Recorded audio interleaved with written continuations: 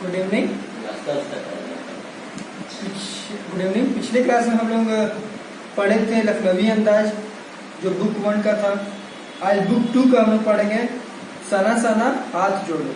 ये किसके द्वारा लिखा गया है? मधु कांक्रिया के द्वारा लिखा गया है।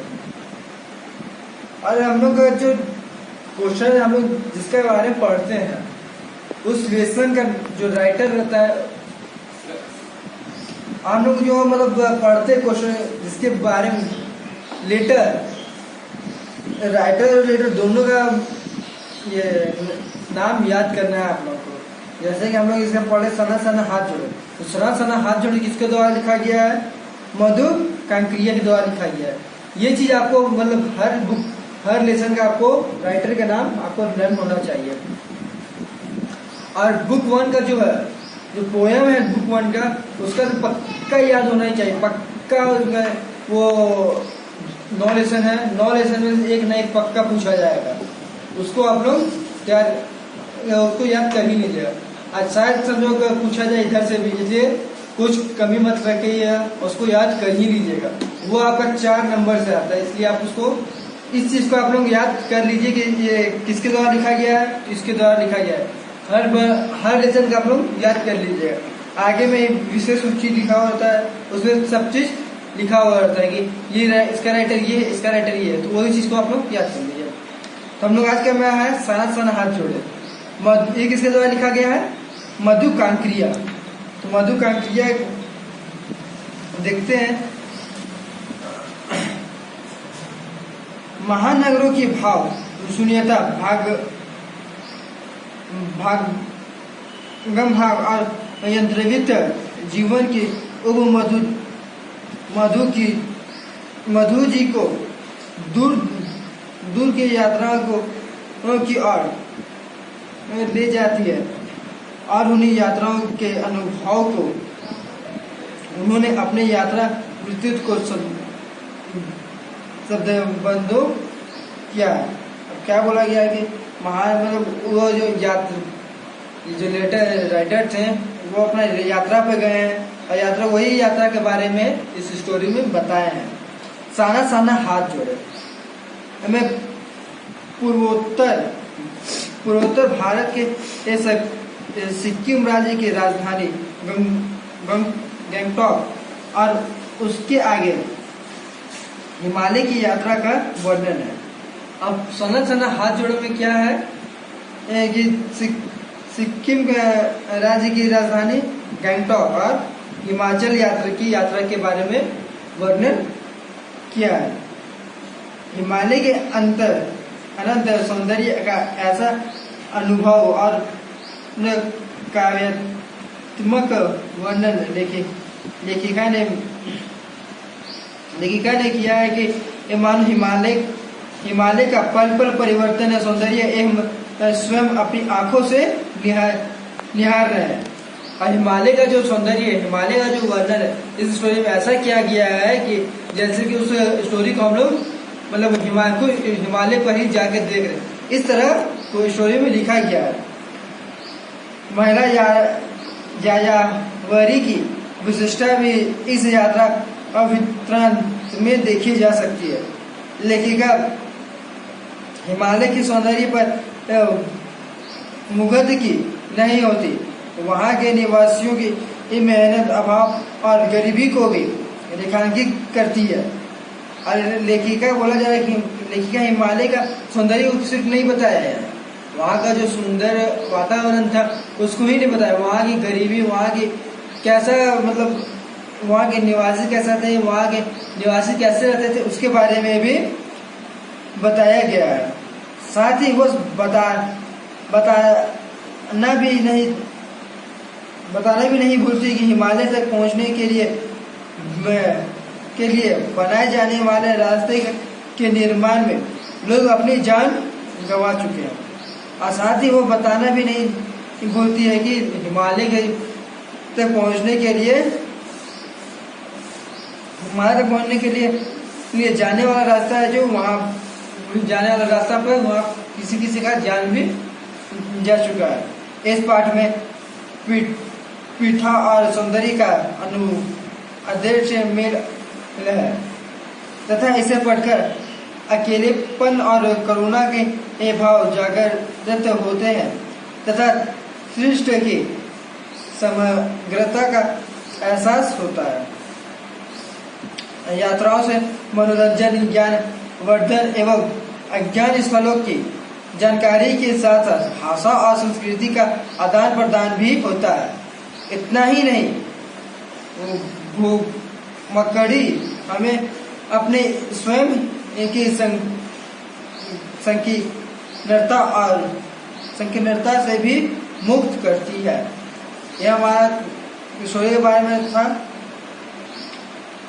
हम लोग देखते हैं स्टोरी में क्या है। और स्टोरी हम लोग स्टोरी पार्ट है। लेसन 3, साना साना हाथ जोड़े। मधुकांक्रिया। अब मधुकांक्रिया लेह बोलती है, मैंने हैरान होकर देखा, आसमान जैसे ये उल्टा पड़ा था और तारे सारे ये बिखर कर नीचे टिमटिमा रहे थे। अब ये लेखिका बोलती है कि मैंने हैरान होकर देखा कि आसमान जैसे उल्टा पड़ा था, आसमान उसे उल्टा पड़ा दिखाई दे रहा था और सारे तारे टिमटिमा रहे थे। दूर दौरान लेती तराई तक सितारे के गुच्छे रोशनियां की तरह झालर ऐसी बना रहे थे। क्या था वो? अब लिखेगा बोल रही कि दूर दरार लेती तराई पर सितारे के गुच्छे रोशनियों की तरह झालर से बन रहे थे। वो क्या था? मतलब जो तारे, एक जगह तारा, मतलब कहीं कहीं हम लोग रात का टाइम में देखते हैं, जब अंधेरिया रात होता है, तारा का गुच्छा टाइप दिखता है, तो वही गुच्छा बना, वो क्या था? वह रात में जगमगाता गैंगटॉक शहर था।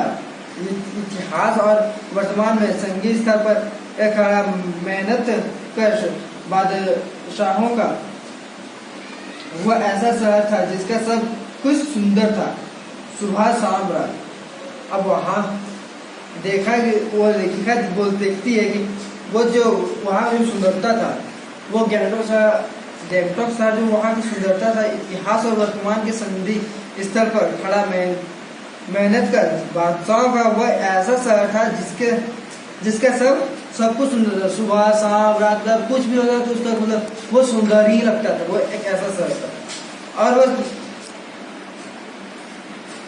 वो रहस्य स्वामी सितारे भरी रात मुझे से सम्मोहन जगा रही थी।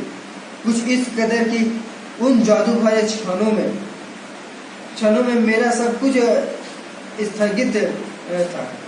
और वह लेखिका सोचती है कि बोलती कि वह जो रहस्य स्वामी सितारों भरी रात मुझे समर्पित जगा रही थी। मतलब वो जो रात को जो उन्होंने देख रही थी आसमान को, आसमान से उल्टा दिखाई पड़ रहा था, सितारा पूरा टिमटिमाता सितारे दिखाई पड़ रहे थे। तो उसे वो कुछ इस तरह जादू भरे क्षणों में मेरा सब कुछ स्थानिक, मतलब उसको सब जादू लग रहा था, अर्थहीन था। मैं मेरी चेतना में मेरा आसपास, मेरे भीतर और बाहर सिर्फ शून्य था और आती गिरता मैं डूबी रोशनी की वह जादू छा गई। धीरे धीरे एक उजास उस शून्य से ये फूटने लगा। अब धीरे धीरे वो क्या होने लगा कि वो जो सितारा था उजाले के टाइप से वो फूटने लगा। एक प्रार्थना ओठों से छूने लगी। लोग कभी कभी रात को देखते हैं कि एक तारा अपने तारा से मतलब एक तारा वो अपने जगह से स्थान छोड़ता है, तो एक अजीब सा लगता है कि कुछ वहाँ पे चमका, एक आगे टाइप का चमकता हुआ पार होता है। कुछ 5 सेकंड के लिए वही वो 4 सेकंड 5 सेकंड के लिए वो दिखता है। वो अक्सर रात को देखा जाता है। तो वही चीज उसको दिखा तो वो उसे वो प्रार्थना मांगती है। साना साना हाथ जोड़े, गरु प्रार्थना। अब वो प्रार्थना क्या मांगती है कि साना साना हाथ जोड़े।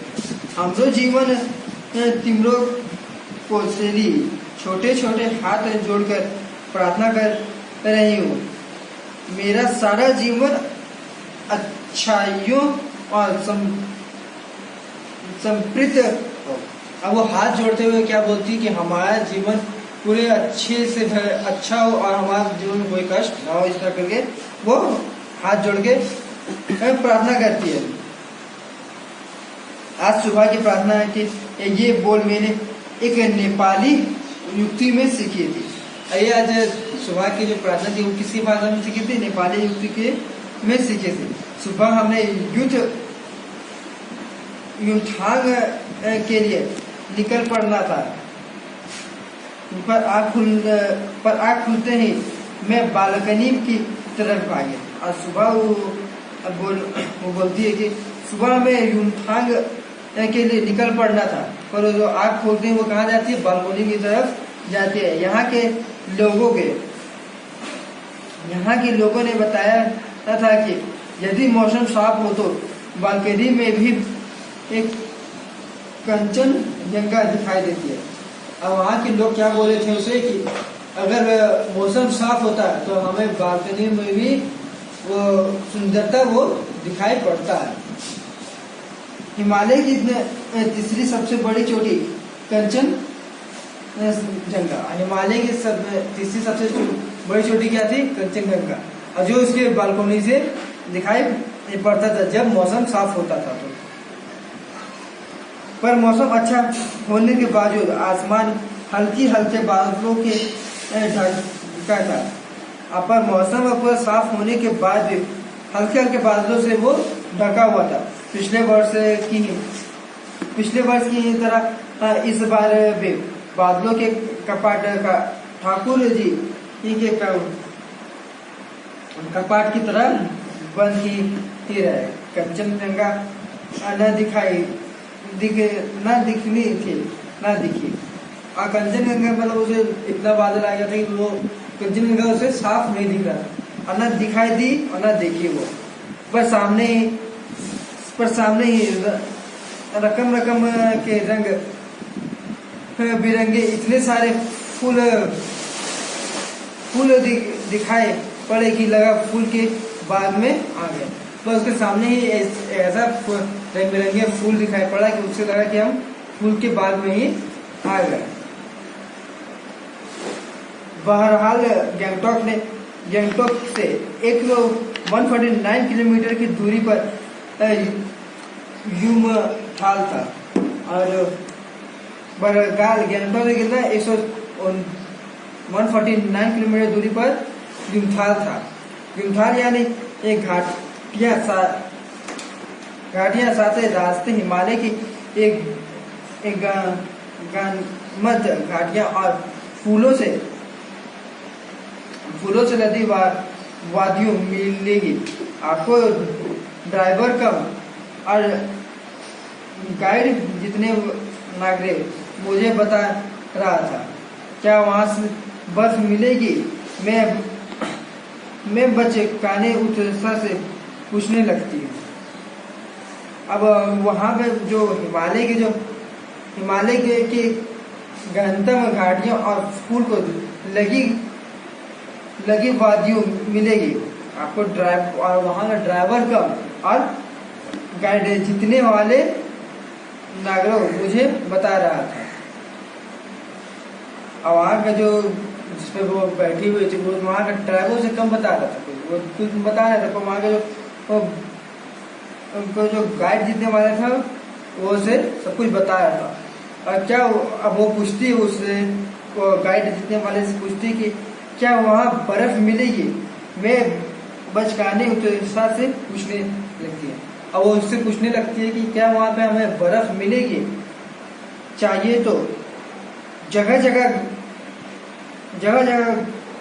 गदराई पाइप और धूबे के खूब सूरत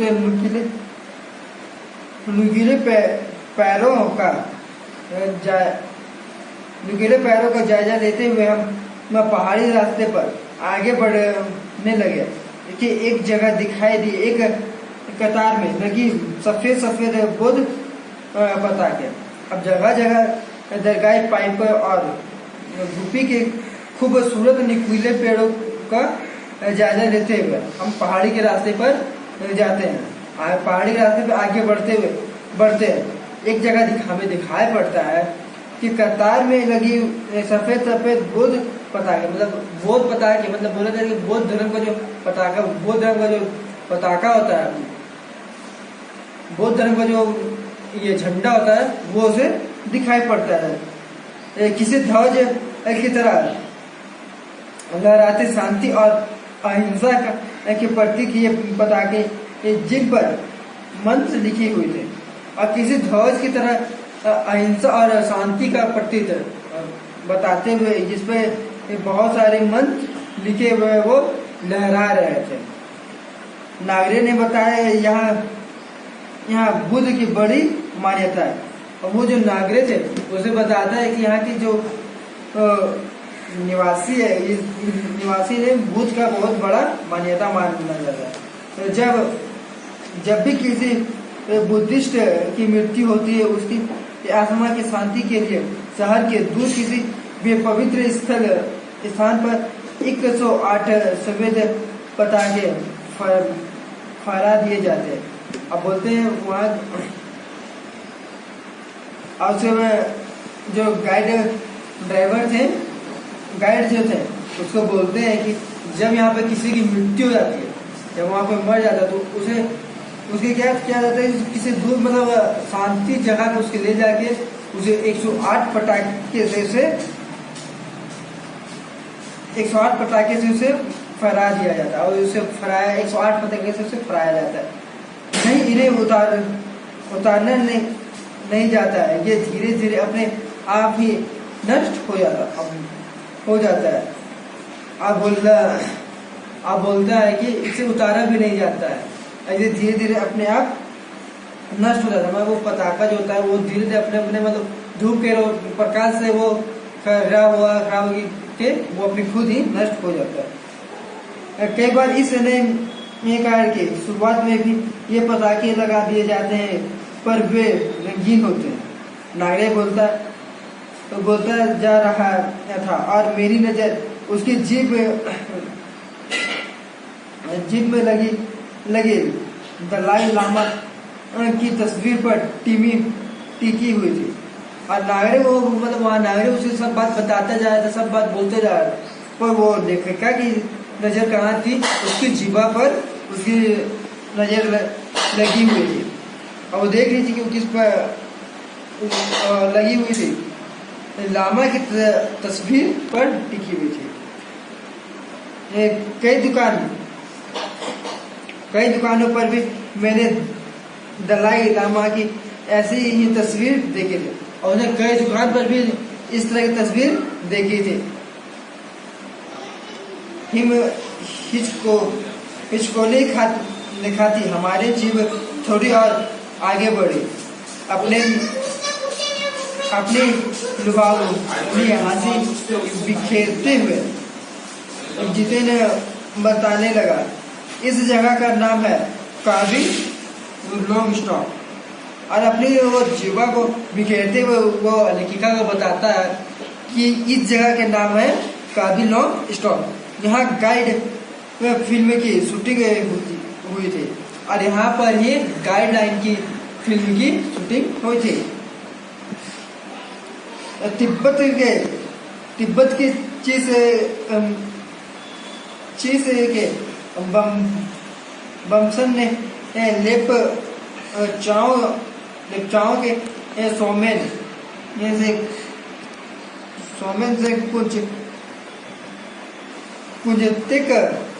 कुंजतिक के साथ संधि पत्र पर यही हस्ताक्षर किए थे। और तिब्बत के चीज के बमसन ने लेपचाओं के सोमेन, और जब वहाँ पे शूटिंग हो रहा था, वहाँ पे जब गाइड फिल्म की जब शूटिंग हो रही थी तो वहाँ पे ही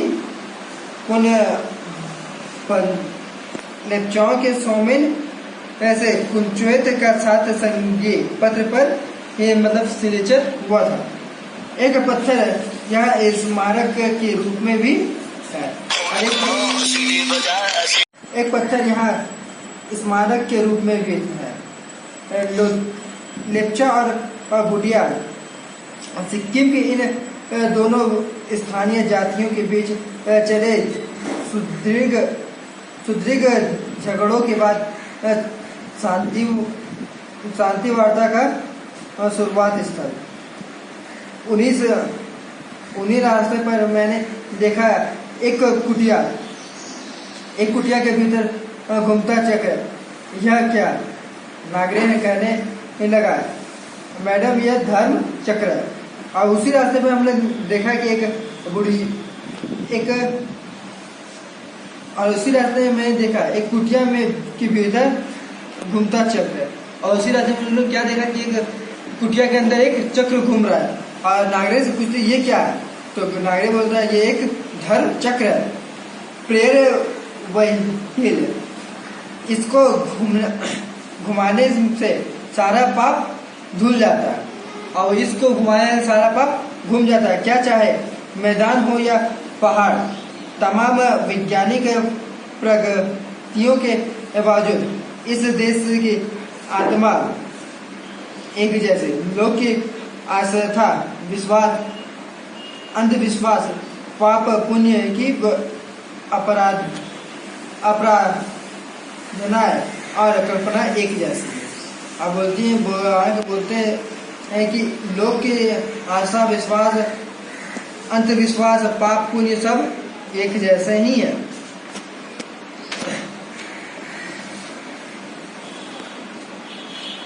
अरे आज का क्लास हमारा यहीं तक।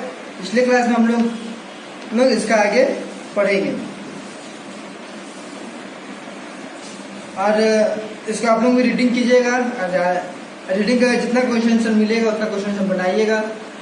अब बनाने के बाद उसे लर्न कीजिएगा। और जिसका हिंदी और पहले जो पढ़ाया गया है उसका सब क्वेश्चन आंसर आपका नोट डाउन होना चाहिए। और सबका लेटर का नाम आपको याद होना चाहिए। Thank you.